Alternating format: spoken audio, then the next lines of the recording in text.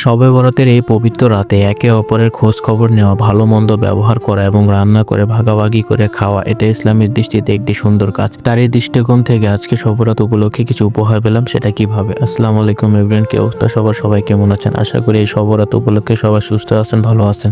আপনারা হয়তো বর্তমানে এই ফেন্সি রুটি বা নকশি রুটির সাথে অনেকে পরিচিত। শবে বরাত উপলক্ষে ফেন্সি বা নকশি রুটির প্রচলন মূলত ব্রিটিশ আমল থেকে, যা পুরান ঢাকার একটি ঐতিহ্যবাহী সংস্কৃতি হিসেবে পরিচিত।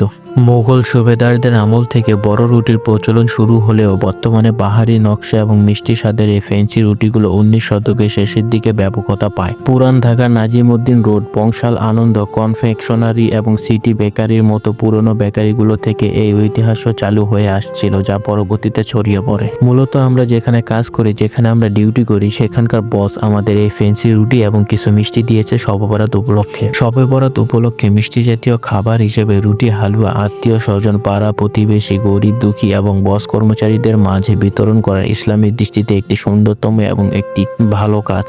আমরা যেখানে প্রতিনিয়ত ডিউটি করি, যে কর্মস্থলে আমরা প্রতিনিয়ত কাজ করি, সেখানকার বস আমাদের রিজিকের উসিলা, আর রিজিকের মালিক তো মহান আল্লাহ তাআলা। তো আলহামদুলিল্লাহ, এরকম বস পেয়ে আসলে আমি গর্বিত যে প্রতি শবে বরাতে যে কোনো মূল্যে, যে কোনো উসিলাই হোক না কেন, আমাদেরকে রুটি, হালুয়া বা যে কোনো মিষ্টান্ন আয়োজন করে দিয়ে থাকে। এই শবে বরাতের রাতে তোমার কাছে প্রার্থনা মালিক, আমি যেখানে কাজ করি আমাদের বসকে ব্যবসায় আরো লাভবান এবং বরকতময় করে দাও। তিনি যেন ভালোভাবে ব্যবসা বাণিজ্য করে ভালোভাবে খেতে পারে এবং আমাদেরকে ভালোভাবে খাওয়াতে পারে, তুমি সেই তৌফিক দিও। তাছাড়া আশেপাশে সকল ব্যবসায়ীকে তুমি ভালো মতো ব্যবসা করো, তৌফিক দিও। তাছাড়া আমি যেখানে কাজ করি, মানে আমাদের বস অনেক ভালো মনের একটা মানুষ। আল্লাহ তুমি তাকে নেক হায়াত দান করো এবং তিনি যেন আজীবনে ব্যবসা বাণিজ্য করে খেতে পারে, তুমি সেই তৌফিক দান করো। আর এইরকম যেন প্রতি শবে বরাতে আমাদেরকে রুটি হালুয়ার ব্যবস্থা করে দিতে পারে, তুমি সেই নিয়ামত দান করো। তো গাইস, দেখলেন তো আমি কতটা ভাগ্যবান। শবে বরাত উপলক্ষে আমি বসের কাছ থেকে কিছু উপহার পেলাম, সেটা এখন খাচ্ছি। আপনারা কি এরকম পেয়েছেন বা পেয়ে থাকেন? যদি অবশ্যই আমাকে কমেন্টে জানান। শবে বরাতের